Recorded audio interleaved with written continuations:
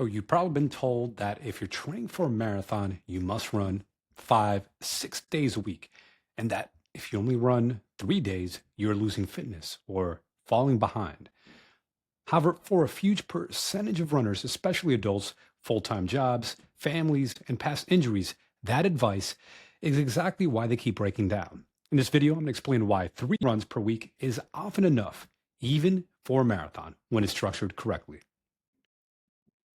If you want a copy of this Google Doc and to learn more about 3 runs per week, whether you train for 5K, half marathon, marathon, I'm sharing it inside my free community, my free school group called Running Pain Free. Click the link in the description to join.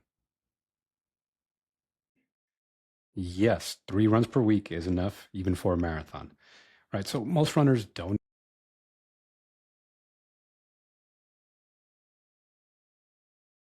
smarter and not doing less necessarily. And when people hear this, they think, oh, it's just 3 runs per week.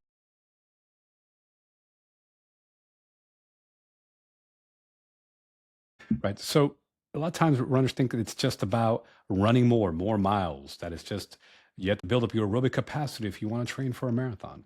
But what the fitness for running training actually is a low tolerance, right? Can your body handle the demands of running? Running is a high impact sport. It can be anywhere from 2 to 3 times body weight every time your foot hit the ground, right? Our tissue, do you have the resiliency? So can your tissue actually bounce back from a long run or a speed workout or temporal, like all these different types of run workouts? Are your tissues resilient? Can they adapt? Can they handle hills and whatnot without breaking down, without your knees hurting? Your recovery capacity, right? How quickly do you recover between workouts?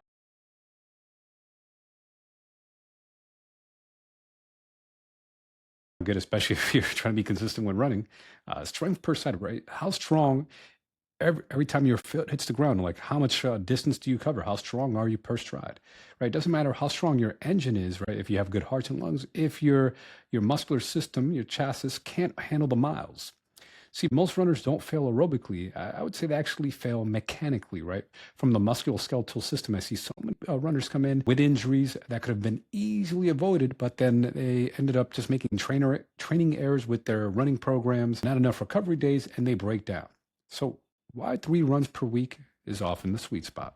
See, 3 runs per week often leads to lower injury risk, better recovery between sessions, because now you actually have true recovery days from running, higher quality workouts, better long term consistency. Right. This isn't about doing less, though. It's about placing stress where it actually matters. In this type of schedule, there's still 2 days of cross training. So you're still training, you're training 5 days a week, just 3 days of running, and then 2 days of cross training. See, recovery is a performance variable, right? Not a weakness. So many runners think, oh, I'm lazy if I'm doing recovery days, I'm taking off days. You're not lazy if it's done in a structured format and you're still doing the other workouts that I recommend to improve your fitness. So the hidden problem with 5 to 6 day running plans, right, is that the easy days are run too hard. So many runners do their recovery runs too hard. So essentially, you're doing junk miles when it's too hard. Fatigue that's stacked unintentionally, or you're making yourself tired and running on dead legs because you're just not giving yourself enough time to recover. Right. So there's again highlight no true recovery between sessions. Right. So you're gonna get chronic aches and pains, plateaus like you're getting stale. You're not improving in your running despite training for months. I talked to runners who've been training for 6 months, years, who are not making any progress towards their running. They're not getting enough recovery. They're not doing the right types of training. They just keep following the same running plan year after year. And then oftentimes a lot of these runners get injured. They keep having the same reoccurring either knee injury or hip injury or ankle injury. They tend to get at least one injury every training cycle, every training block, again, because of making some training mistakes or not enough recovery days, or just, again, not following the right type of training plan for their recovery ability, right? So from a tissue standpoint, many runners exceed their ability to recover, right? They can't handle the demands of running, right? Everyone thinks, oh, running's just easy. I just put on my shoes and go run. But running's a sport, and it's a sport that requires a skill for your body to handle running. So people exceed their recovery ability before they exceed their aerobic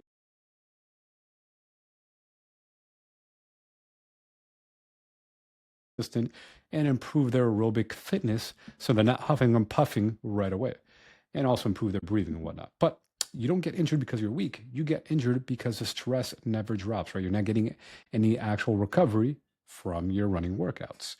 Or you keep doing the same running workouts where you're doing more and more miles of running, and now you plateaued. You're not making any additional progress. You're just kind of maintaining. Like if you're trying to maximize running, who the hell wants to just maintain year round, especially if your goal is to maximize running? So the three run framework that I like, right? So I'm a big fan of speed, quality. So the first one would be the speed or workout, intervals, hills, that VO2 max work. There's different types of workouts you can do, right? 4x4 minute runs, 4x1 kilometer runs, even do shorter runs, 400-meter repeats, 200-meter repeats. I understand there's shorter types of speed workouts and then intermediate and hill workouts. All right, so this is going to be key for improving your speed and efficiency. The other type of run, quality run I recommend is a tempo or threshold run, run at your lactate threshold. Even be done sub-threshold, just depends on your fitness level, but it's done comfortably hard. It builds your endurance, whether you're training for a marathon, half marathon, right? It's going to build your distance, your endurance, so you do distance running. And then the long run is intentionally slow, usually a bit longer. If especially, for example, if you're doing a 5K or 10K, obviously going to be, you still do a long run even when you're training for a 5K. But essentially, a long run, anywhere from an hour, hour and a half, 2 hours or more, depending on what distance you're training for. But it's you're doing an easy conversational pace, typically, or pace, to build up your aerobic base. And yes, there are some segments at marathon pace where you go a little bit faster, but for the most part, these are usually done in what people call like zone 2 or the conversational pace. But if you only run 3 days, every run has to have a job, or you just can't repeat the same exact run workout, like all 3 runs be easy or all 3 runs be speed workouts, right? It's good to have a variety of different runs. And then within these runs, you actually also vary the types of workouts you do on a week. A good running plan doesn't just have you repeat the exact same workout for weeks on end. It may have you for a few weeks, but then you want to vary the exact type of workouts you're doing. So your body continues to adapt and not just, get used to one style of workout. But it's not about, there's no junk miles here, right? You'll notice there are no recovery runs because, again, I found that many runners do the recovery runs too hard. Yes. Is there a way to be a skilled runner and run your recovery runs easy? For sure. But I found that many beginner, even intermediate runners, again, run the recovery runs too hard. So I found that this 3-run-a-week plan really works for them. And also to keep them healthy and injury-free. So where most people miss the point is doing strength training and cross training. See, strength training is not an extra, it's not optional. So many runners drop the ball when it comes to strength training. Either they don't do it at all, they skip it, or if they do it, they do it at such a if you're just doing like the same 2-pound dumbbells or air squats for hundreds of reps, not saying it doesn't work at all, but you're only going to target one type of strength, like strength endurance.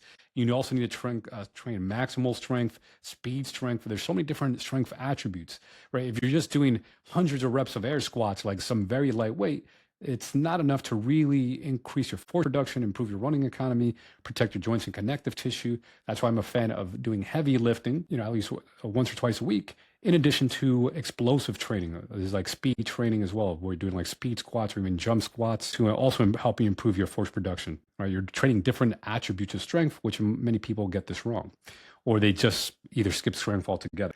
And then cross training, right? It also helps you build up your aerobic capacity without having to deal with the impact of running. It allows your higher total workload. And when it comes to cross training, there's different things you could do. You could cycle, right?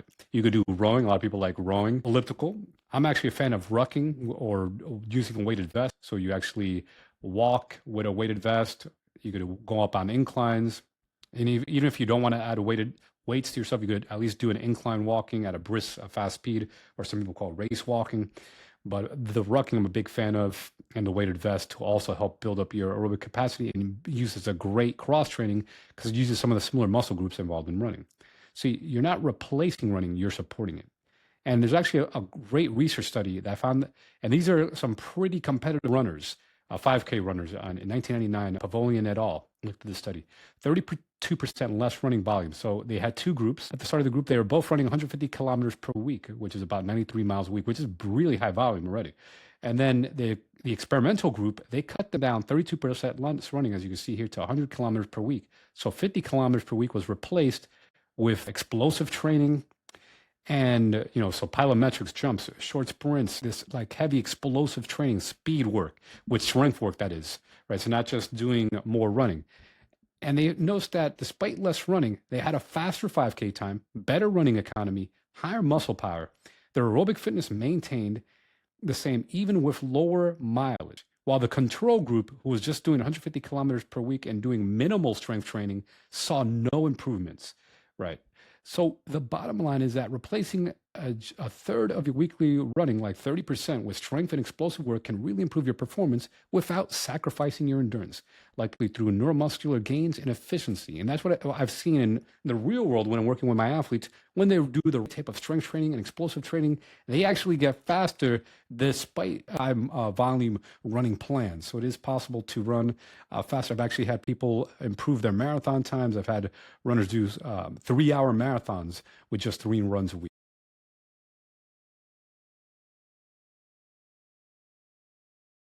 It is possible to run fast and actually even get faster, as you can see in this study here.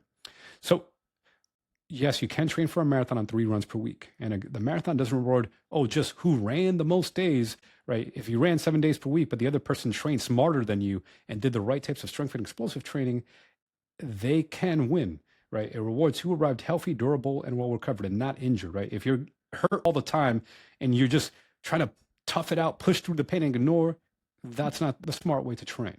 Now, you can train however you like, but what I'm recommending is at the very least, add some quality strength and explosive training. And if you're someone who's really busy and pressed for time, know this, you can run on just 3 runs per week, whether you're doing 5K, half marathon, full marathon, right? Injured high volume runner versus a consistent lower volume runner. I'd rather be the consistent lower volume runner who's able to just run 3 days a week, still have time to dedicate to other aspects of training to be better, well rounded, right? Because again, if you're running, neglecting other areas of your fitness, you're putting yourself at risk for injury, especially overuse injuries, because running is one dimensional.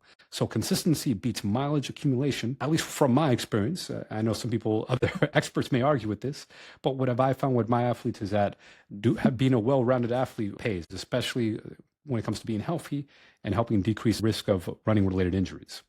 So who this works for, right? It works best for runners, I'm going to say over 35, 40 years old and or older, runners with injury history, busy professionals and parents, runners stuck in a breakdown, boom, bust injury cycle where they break down, they get hurt every season or every marathon training block, and then they have to go to a doctor's office and rebuild.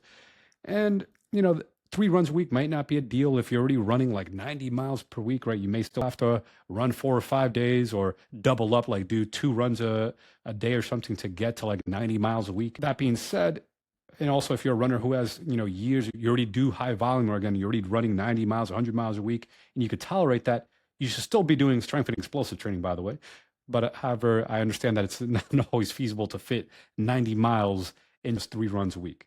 So this isn't anti-mileage, it's just the right context, right? We have to understand who this is for and, who the 3 runs per week really works for.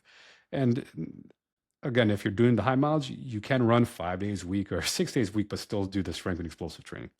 So more running doesn't automatically make you better structure, better recovery, and stronger tissues do. So mileage is a tool, not just a badge of honor.